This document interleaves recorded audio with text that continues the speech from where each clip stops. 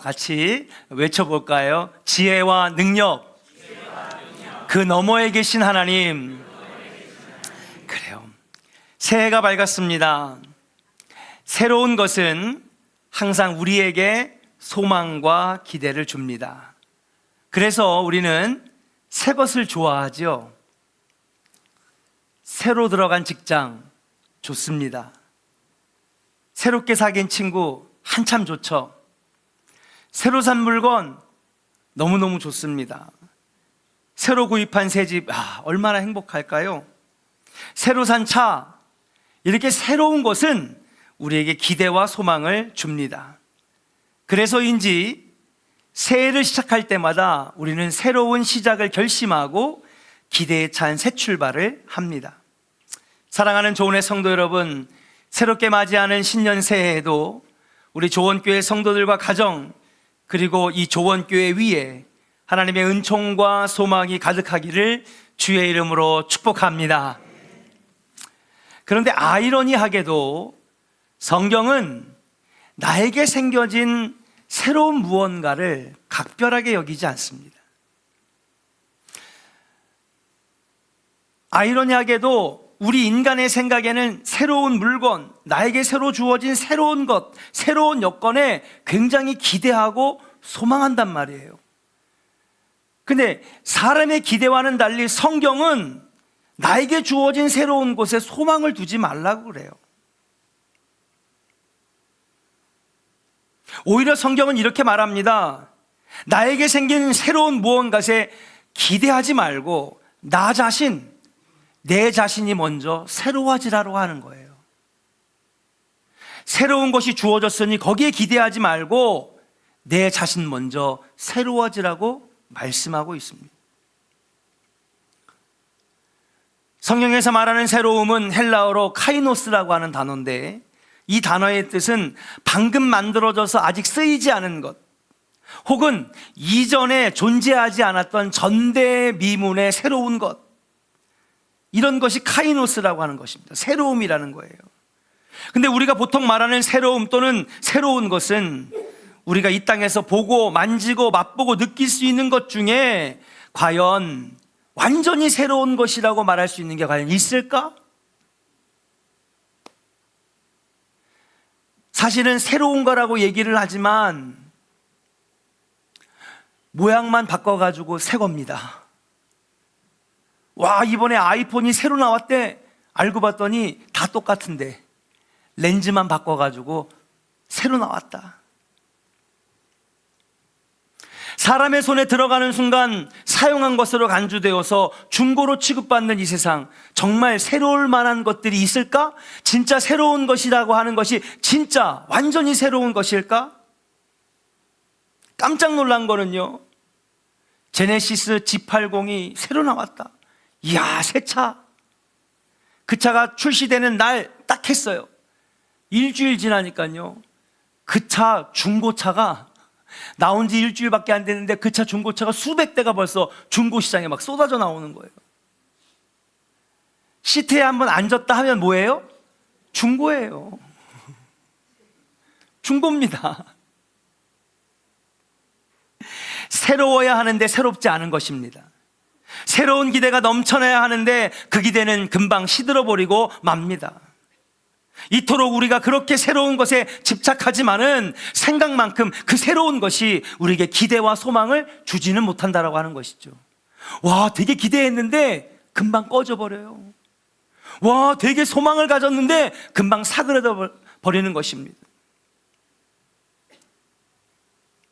오늘 본문에 세상의 모든 권력을 얻은 사람이 있었습니다. 다니엘의 시대에 천하를 호령하던 바벨론의 왕 느부갓네살 왕입니다. 그는요, 무적이었습니다. 그의 힘에 대적할 사람은 없었습니다. 왜 느부갓네살 왕이 위대한 왕이고 강력한 왕이었냐 하면은요, 그동안에도 전 세계를 호령하던 아주 강대한 나라와 왕들이 많았습니다. 그런데 그 중동과 그리고 유럽 지역에 많은 힘 있는 왕들이 수백 수천의 왕들이 일어났지만 어느 누구도 이집트를 정복하지는 못했거든요. 근데 이 느부갓네살 왕이 여러분 중동과 아시아와 유럽 일대를 다 정복하더니 아수르까지 멸망시키더니 결국 어디까지? 이집트까지 여러분 굴복을 시켰어요. 대단한 왕입니다. 모든 것이 바벨론을 중심으로 돌아가는 것 같았고 모든 것이 나를 중심으로 돌아가는 것 같았어요. 하지만 모든 힘을 가진 것 같은 느부갓네살 왕을 답답하게 하고 잠 못 들게 하는 것이 하나 있었는데 그게 바로 뭐냐? 그게 바로 꿈이었습니다. 그가 가진 모든 힘을 다해서 꿈을 해석하고 싶었지만은 자신을 답답하게 하는 그 꿈이 도대체 무엇인지, 이상하고 신비로운 꿈인데 어떤 의미가 담겨 있는지 답답해 미칠 지경이었습니다. 그래서 느부갓네살 왕은 그의 권력으로 당시 가장 지혜롭다고 하는 사람들을 모두 모았어요. 그게 바로 오늘 여러분 읽은 이 말씀에 뭐라고 되어 있느냐? 바벨론의 지혜자들이다, 그렇게 나와 있습니다. 그럼 바벨론의 지혜자들이 누구냐? 보니까 마술사, 주술사, 점쟁이, 점성가들, 이 사람들은 다 어떤 사람들이냐면요, 인생을 보는 사람들입니다. 아, 너 팔자가 어떻구나, 너 이번에 너의 운명은 어떻구나, 너는 누구를 만날 것이다. 인생을 보는 사람이에요. 야, 이런 인생을 보는 사람, 사람을 상대하는 사람, 지혜가 넘쳐나겠지? 이 위대한 나라 바벨론에 내 꿈 하나를 해석하는 사람이 없을까? 온갖 지혜자들을 다 불러 모아서 자기의 꿈을 얘기해 줍니다. 그런데 아무도 느부갓네살 왕의 꿈을 해석해 주는 사람이 없는 거예요. 아무런 답을 내놓지 못하는 그들 때문에 오히려 분노가 치밀어 올랐습니다. 정말 아무도 이 꿈을 해석할 사람이 없느냐? 화가 머리끝까지 올라간 사람은, 이 느부갓네살 왕은 여러분 왕의 근위대장 아리옥에게 여러분 그들 모두를 다 죽이라고 명령합니다. 그게 바로 여러분과 제가 읽었던 14절의 말씀이에요. 왕의 근위대장 아리옥에게 그 바벨론의 지혜자들 가서 모두 다 죽여라.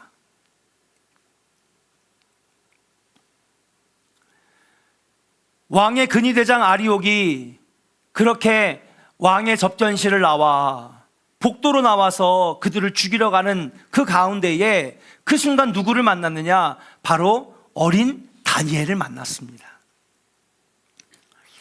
다니엘은 근위대장에게 이 사실을 듣고 이렇게 얘기를 합니다. 근위대장님, 왕에게 가서 시간을 벌어주면 내가 한번 그 꿈의 해석을 알아보겠습니다. 그러니 당신은 가서 좀 시간을 하루만 좀 벌어주십시오. 그리고 나서 다니엘은 돌아와 과연 어떻게 했을까? 다니엘이 가서 마술사처럼 마술을 부렸을까? 점쟁이들처럼 점을 쳤을까? 점성가들처럼 별을 보고 여러분 추측하고 해석을 했을까? 자, 다니엘은 어떻게 했을까요? 우리 다 같이 17절과 18절 말씀을 한번 같이 읽어보겠습니다. 시작! 이에 다니엘이 자기 집으로 돌아가서 그 친구 하나냐와 미사엘과 아사랴에게 그 일을 알리고 하늘에 계신 하나님이 이 은밀한 일에 대하여 불쌍히 여기사 다니엘과 친구들이 바벨론의 다른 지혜자들과 함께 죽임을 당하지 않게 하시기를 그들로 하여금 구하게 하니라. 아멘. 다니엘은요, 집으로 돌아와 그의 친구들에게 이 사실을 알립니다. 그의 친구들의 이름이 하냐냐, 미사엘, 아샤랴, 이거는 이들이 바벨론에 있을 때 이름이에요. 이 세 명의 친구들은 나중에 바사로, 페르시아로 넘어가면 누가 될까요? 사드락과 메삭과 아벳느고가 되는 거예요. 그렇구나, 그죠? 그러면서 이들이 가서 뭘 했느냐? 야, 우리 같이 한번 머리를 모아볼까? 우리 한번 생각해보자. 이 꿈이 뭘까? 심지어는 그 꿈이 뭔지도 알지도 못해요. 그런데 오늘 보니까 야, 이대로 두면 바벨론의 지혜자들이 다 죽지 않겠느냐? 야, 이대로 두면 너희들까지도 나까지도 목숨이 위험하지 않겠느냐? 그러니 우리가 하나님께 구하자. 하나님께 구하게 했다는 것입니다. 하나님께 기도하고 간구했습니다. 어려운 문제를 잘 자신의 힘이나 지혜로 풀려 하지 아니하고 하나님의 은혜를 구했는 줄로 믿습니다. 결국 하나님께서 그날 밤에 다니엘의 꿈에 나타나셔서 느부갓네살 왕이 꾸었던 꿈을 보여주시고, 그리고 그 꿈을 해석해 주시면서 이 사건의 비밀을 깨닫게 해주셨어요. 자, 여러분들이 보는 이 그림이 바로 느부갓네살 왕이 꾸었던 꿈입니다. 이게 바로 다니엘 2장에 나오는 금신상의 꿈이고, 그 오른쪽에 무슨 동물들이 보이죠? 이건 다니엘서 4장에 나오는 4마리 짐승의 꿈입니다. 다 똑같은 해석이에요. 느부갓네살 왕이 꿈을 꿨는데 보니까 신상이 하나 있는데 참 독특해. 머리부터 수염까지는, 방송실 잘한다. 그래, 기술적으로 많이 늘었어. 금으로 싹 돼 있어요. 그 다음에 어깨부터 가슴까지 해가지고는 뭐로 돼 있어요? 은으로 돼 있어요. 그 다음에 허리하고 골반은요 동으로 돼 있고요. 그 다음에 허벅지와 종아리는 철로 돼 있고, 그 다음에 다리, 발은요 철과 그 다음에 진흙으로 되어 있어요. 됐어요. 이제 그냥 크게 보여줘도 돼요.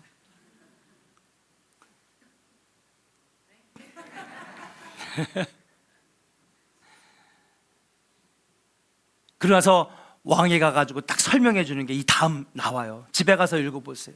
왕이시여, 제가 이제부터 해석을 해드리겠습니다.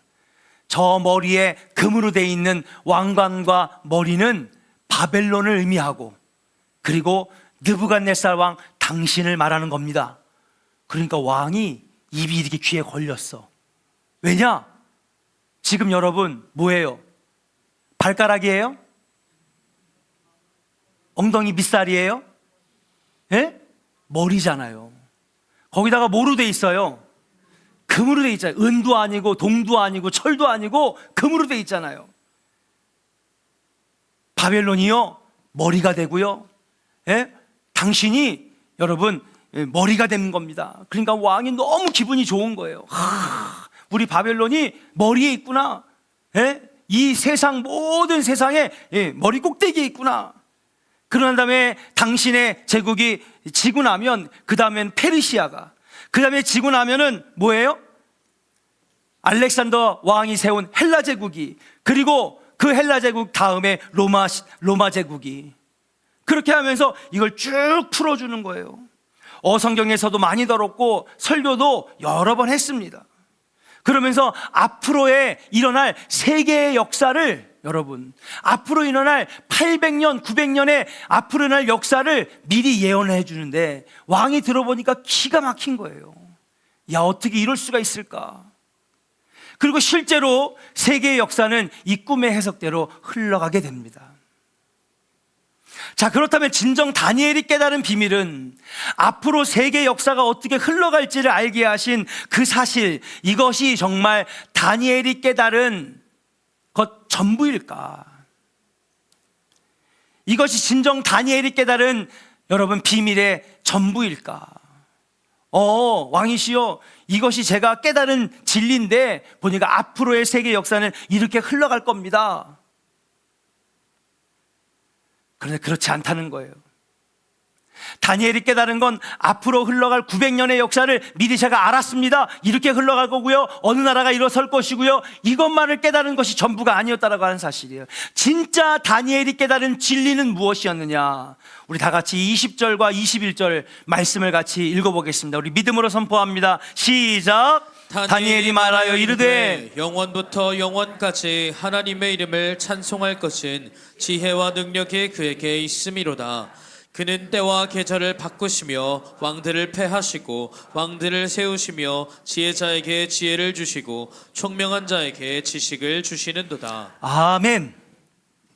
여러분, 다니엘이 깨달은 진리는 세계의 역사의 흐름을 알았다는 게 아닙니다. 이 환상을 해석하면서, 이 꿈을 해석하면서 다니엘이 깨달은 진짜는 뭐냐 하면 바로 지혜와 능력이 하나님께 있다라고 하는 사실이에요. 다니엘이 깨달은 진짜 진리는 하나님이 때와 계절을 바꾸시는 분이시고, 다니엘이 깨달은 진리는 왕들을 세우기도 하시고 패하기도 하시고, 다니엘이 깨달은 진리는요, 능력을 주시는 분도 여호와시고 가져가시는 분도 여호와시고, 이걸 깨달은 것이 바로 다니엘이 진짜 깨달은 진리라고 하는 사실이에요. 여러분, 이 꿈과 이 환상의 마지막은 어떻게 된지 아십니까? 그렇게 든든하고 어마어마해 보이는 이 금신상이 저기 하늘에서 작은 돌멩이 하나가 신속하게 날아와서 이 금상에 탁 때리는데, 여러분, 그 조그만 돌멩이 하나가 여러분 어떻게 돼요? 이 금신상을 다 부셔버리는 거예요. 그냥 부서지는 것도 아니고 산산조각 나면서 부서집니다. 그리고 그 부서진 잔해 위에 한 나라가 세워지는데, 여러분, 이 나라가 뭔지 아십니까? 이게 하나님 나라인 거예요. 작은 돌은 뭡니까? 여러분, 바로 예수 그리스도인 거예요. 야, 너네들이 아무리 금으로 칠해봤자, 너희들이 아무로 튼튼한 철로 세워봤자, 너희들이 그 은으로 막 세워봤자 너희들의 나라들은 다 무너지고 부서질 거야. 그런데 하찮아 보이는 그 돌멩이 하나가 날아와 이 나라들이 다 부서지고 그 잔해 위에 어떤 나라? 하나님 나라가 세워지는 거예요. 그 환상을 해석하면서 그걸 말해주면서 다니엘이 깨달은 거예요. 아, 세상 모든 만물은 인간들이 해나가는 것 같고, 대통령이 해나가는 것 같고, 똑똑한 사람들이 하는 것 같지만 아니구나. 이 세상 모든 것들을 주관하시는 분은 여호와시고, 인간의 모든 지혜와 능력은 하나님으로부터 나오는 것이구나. 다니엘이 깨달았다고 하는 사실이에요. 다니엘은 하나님을 새롭게 보게 되었습니다. 이때 나이가 다니엘이 13살이었어요. 10살에 포로로 끌려와서 2, 3년 동안 훈련받아 이제 잡일이나 하는, 궁에서 잡일이나 하는 그런 어린 자녀였는데, 그의 눈에는 그 왕이 얼마나 크게 보였겠습니까? 그의 눈에는 많은 힘 있는 신하들, 힘 있는 사람들이 얼마나 대단해 보였겠습니까? 싸움 잘하는 사람, 똑똑한 사람, 공부 많이 한 사람, 돈 많은 사람, 그 어린 나이에 눈에 볼 때 사람들이 얼마나 위대해 보였을까요? 근데 다니엘은요, 이 꿈의 해석을 통하여 진짜 깨달은 거예요. 아, 저것들은 아무것도 아니구나. 진짜 위대하신 분은 하나님이시고, 그들에게 지혜를 주시는 분도 하나님이시고, 다니엘은 하나님의 눈으로 다시 보게 되었다라고 하는 사실이에요. 그리고 나서 20절에 찬송합니다. 인간의 지혜와 능력, 그 너머에 계신 하나님을 찬송합니다. 사랑하는 조은의 성도 여러분, 여러분에게도 이 눈이 열려지기를 주의 이름으로 간절히 축원합니다. 우리는 지난 한 해 열심히 살았죠. 능력도 얻으려고 했고, 지식도 얻으려고 했고, 힘도 얻으려고 했고, 지혜도 얻어보려고 애를 많이 썼습니다. 여기 노력 안 한 사람이 없습니다. 애를 쓰지 않은 사람이 없어요. 최선을 다하지 않은 사람이 어디 있습니까? 다 최선을 다했죠. 그러나 우리가 인생을 살아가면서 한 가지 깨달은 것은 우리의 노력으로도 안 되는 것이 있고, 우리가 애쓰는 것으로도 안 되는 것이 있다라고 하는 것을 우리는 깨달았다라고 하는 사실이에요. 우리는 지난 한 해 여러 목표들을 세우고 이루어 보려고 애쓰고 힘썼습니다. 그러나 그 모든 것들을 하나님께서 함께 하시지 않으면 바람에 나는 겨와 같음을 깨닫게 되었어요. 그리고 이제 우리가 인간의 지혜와 능력, 그 너머에 계신 하나님을 바라보아야 함을 이제야 깨닫게 된 것입니다. 사랑하는 조은의 성도 여러분, 새로운 것에 너무 기대와 소망을 두지 않기를 주의 이름으로 축복합니다. 새로운 것, 여러분, 몇 시간 지나면, 아니 하루만 지나면, 며칠만 지나면 여러분 금방 실망으로 바뀌고, 기대는 사라지고 소망도 사라지는 거예요. 한 달도 안 되어 중고가 되고, 얼마 지나지 않았던 품었던 기대와 소망도 사라질 수밖에 없다라고 하는 사실이에요. 그렇기 때문에 사랑하는 여러분, 어떻게 되느냐, 뭔가 나에게 주어지는 새로운 것에 기대하는 것이 아니라 내가 날마다 새로워지기를 기대해야 될 줄로 믿습니다. 우리 한번 역사에게 축복합시다. 날마다 내가 세워지기를 기도합시다. 아멘. 아멘입니까? 내가 새로워지잖아요. 그러면 비록 낡은 집에 살아도 우리 집은 새 집처럼 행복해지는 것입니다. 근데 아무리 좋은 집, 수십억짜리 집에 들어가 살아도 내가 새로워지지 않고 내 마음이 새로워지지 않으면 그 집은요, 행복하지가 않아요. 내가 새로워지지 않으면 여러분, 내가 다니는 직장이 새로워지지 않는 것입니다. 그럼 나를 새롭게 하시는 분은 누구냐? 오늘 다니엘이 고백했던 것처럼 지혜를 주시는 분, 능력을 주시는 분, 날마다 나를 새롭게 하시는 하나님께 소망을 둘 때에 나는 날마다 새로워지는 인생을 살게 되는 줄로 믿습니다. 보라, 이전 것은 지나갔으니 새 것이 되었도다. 주님 안에 있을 때 우리는 다 새로운 피조물인 줄로 믿습니다. 하나님 안에 거할 때 우리가 새로워지는데 우린 자꾸 뭔가 다른 것에서 새로운 걸 찾으려고 그래요. 2025년 새해가 되었다고 해서 달라지는 건 없습니다. 뭔가 달라진 거 있어요? 뭔가 새로워진 게 있습니까? 그렇지 않아요. 근데 2025년 새로운 한 해를 만들 수 있습니다. 어떻게 해요? 하나님 안에서 내가 새로워지면 2025년은 여러분 그 이전의 해와는 비교할 수 없을 정도로 놀라운 해가 여러분들에게 펼쳐지게 될 줄로 믿습니다. 우리는 날마다 나를 새롭게 만드신 하나님, 나에게 새로운 지혜와 능력을 주시는 하나님께 소망을 두어야 될 줄로 믿습니다. 완벽하게 새로운 존재는요, 카이노스, 이 완벽하게 새로운 존재는 여호와 하나님 한 분밖에 없다는 사실을 우리는 알아야 돼요.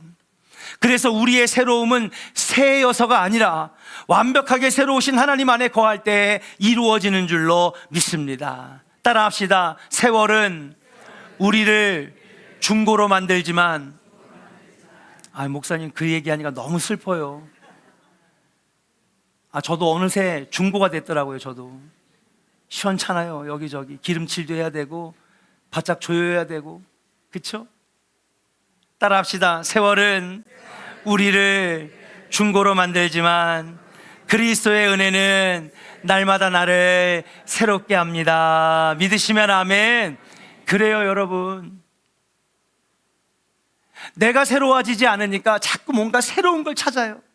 근데 그렇게 우리에게 주어지는 새로운 거, 여러분 얼마만큼 많은 기대와 소망을 여러분에게 줍니까? 아니, 오히려 너무 기대했더니 실망하는 거예요. 모양만 바꿔서 새거, 틀만 바꿔서 새거, 상표만 바꿔서 새거, 하루만 지나면, 일주일만 지나면, 한 달만 지나면 금방 질려버리고 기대와 소망은 온데간데 사라지지 않습니까? 여러분, 우리가 새로워져야 됩니다. 2025년이 새로운 한 해가 되려면 내가 새로워져야 되는데, 내가 새로워지려면 어떻게 되느냐? 그리스도 안에 있을 때에, 예수 안에 있을 때에 나를 새롭게 하셔서 2025년을 놀라운 한 해로 만들어 주실 줄로 믿습니다. 우리의 지혜와 능력, 그 너머에 계신 하나님을 기대하며 소망의 눈으로 하나님을 바라보는 복된 새해가 되시기를 주님의 이름으로 축원합니다.